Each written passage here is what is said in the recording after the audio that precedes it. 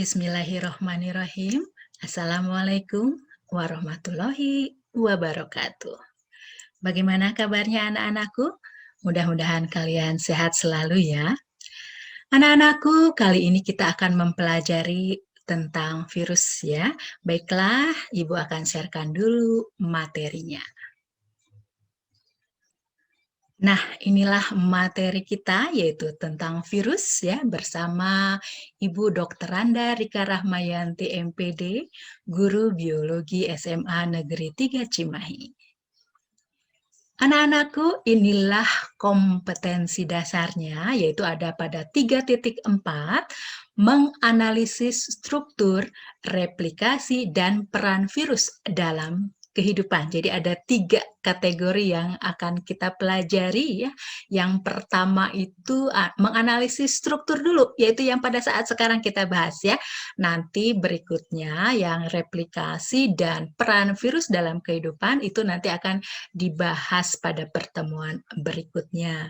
Nah, setelah mempelajari kompetensi dasar ini, ada indikator pencapaian kompetensinya. Di sini tadi yang pertama itu tentang struktur virusnya ya. Jadi kalian harus bisa menjelaskan struktur tubuh virus, begitu ya, kemudian manfaat dari struktur tubuh virus dan menganalisis struktur virus tersebut seperti apa ya. Nah, inilah materinya ya. Kita lihat di sini yang pertama ilmu tentang virus disebut juga virologi ya. Virus berasal dari bahasa Latin yaitu virion yang berarti racun ya. Nah, kemudian tadi dikatakan ilmunya disebut virologi. Jadi ini asal katanya dari virion dan logi itu dari logos ya, ilmu yang mempelajari tentang racun atau tentang virus begitu ya. Nah, kita lihat, virus adalah organisme aselular. A itu kan tidak ya, sel itu sel, berarti bukan sel. Jadi virus ini kenapa disebut bukan sel? Karena tidak mempunyai membran plasma. Jadi selaput pada plasma. Plasma itu kan cairan ya, yang di dalamnya ya, biasanya itu kalau sel itu harus ada sitoplasma kalau sel hidup itu. Nah, virus itu tidak memiliki sitoplasma atau cairan di dalam selnya dan juga tidak memiliki organel sel yang disebut ribosom yang untuk memproduksi atau membuat protein begitu ya. Nah, karena tidak memiliki membran plasma, sitoplasma dan ribosom, maka virus disebut sebagai organisme aselular begitu ya atau bukan sel ya. Nah, sekarang kita lihat karakteristik dari virus ya. Menurut Broom pada tahun 1994, virus berukuran sangat kecil, bahkan lebih kecil daripada bakteri. Ukuran virus hanya bisa dilihat menggunakan mikroskop elektron ya untuk melihat yang sangat kecil sekali. Kalau bakteri masih bisa dilihat menggunakan mikroskop biasa, begitu ya. Kalau virus tidak, jadi harus menggunakan mikroskop elektron karena ukurannya berkisar antara 20 nanometer sampai 300 nanometer. 1 nanometer itu 1 kali 10 pangkat min 9 meter. Jadi kalau 1 meter itu dibagi 10 pangkat 9 itu 1 miliar ya. Jadi 1 nanometer itu 1 meter dibagi semiliar. Kebayangkan kecilnya luar biasa, sangat kecil sekali begitu ya. Nah, kemudian virus dapat dikristalkan. Jadi dapat digumpalkan seperti ini, seperti apa? Seperti gula putih itu kristal itu seperti itu ya. Kalau organisme yang lain kalau dikristalkan, diselaputi terus menerus mengkristal itu tidak bisa hidup. Nah, kalau virus ini masih bisa tetap hidup ya.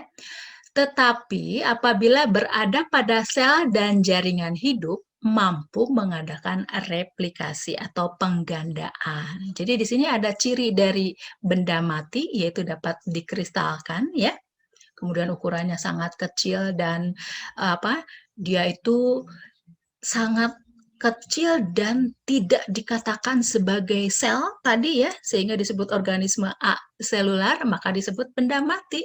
Tapi dia itu mampu mengadakan replikasi, mengganda, memperbanyak diri, sehingga dia disebut sebagai benda hidup. maka virus dapat disebut sebagai makhluk peralihan antara benda mati ke benda hidup. Jadi itu ya, kenapa disebut sebagai makhluk peralihan, karena memiliki ciri benda mati, juga memiliki ciri benda hidup. Nah, sekarang kita lihat struktur virusnya ya. Yang pertama ada yang disebut dengan pembungkus atau selubung atau yang disebut dengan kapsid yang tersusun oleh protein. Fungsi kapsid sendiri yaitu untuk melindungi materi inti yang berupa asam nukleat.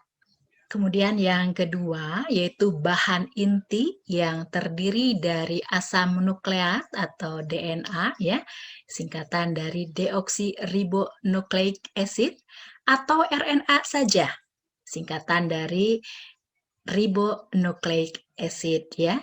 Nah, asam nukleat sendiri berfungsi untuk mengendalikan aktivitas replikasi atau penggandaan. Jadi, virus ini memperbanyak diri dengan menggunakan materi genetik yang disebut dengan DNA atau RNA. Kemudian yang ketiga, beberapa virus memiliki bagian lain seperti selubung virus yang disebut envelope gitu ya, atau membran yang menyelubungi kapsid. Fungsinya untuk membantu infeksi sel inang atau menyerang sel inang dan membawa beberapa molekul enzim. Nah, nanti Ibu perlihatkan bagaimana gambar dari struktur virus ini ya.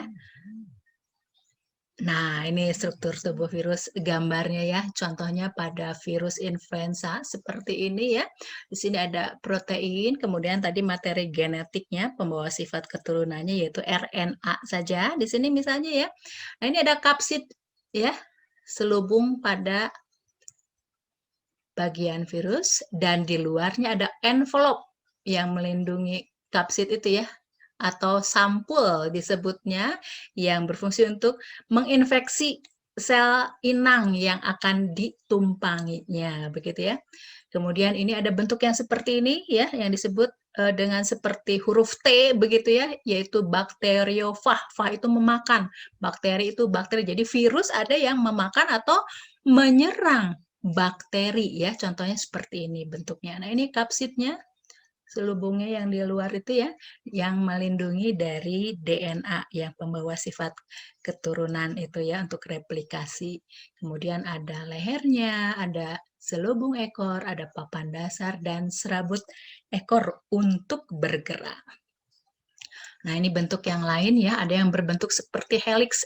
Helix itu terpilin, melingkar gitu. Jadi putar, melingkar gitu ya, terputar begitu ya, seperti ini.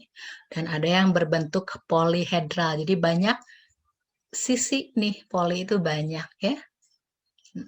Nah, ini ada yang memiliki spike atau corona itu ya, mahkota gitu ya, duri gitu ya, untuk menyerang sel inangnya.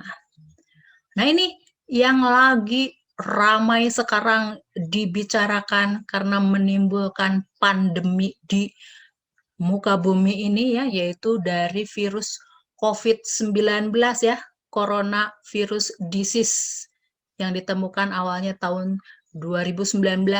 Bentuknya bervariasi ya, ada varian alfa seperti ini, beta, kemudian gamma, dan sekarang varian delta yang infeksinya itu menyerang terhadap makhluk hidupnya itu lebih cepat lagi gitu ya, sehingga sekarang itu booming, meledak begitu ya, sangat cepat sekali penyebarannya gitu ya.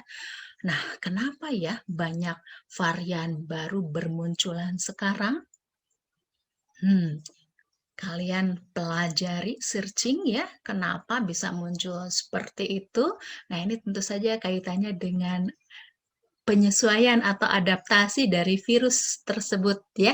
Nanti kita bahas ya dalam diskusi kita ya. Nah, itulah materi tentang struktur virus ya. Mudah-mudahan bisa kalian pahami, nanti bisa ditanyakan bila mana ada yang kurang jelas ya. Terima kasih atas perhatiannya. Billahi taufik wal hidayah. Wassalamualaikum warahmatullahi wabarakatuh.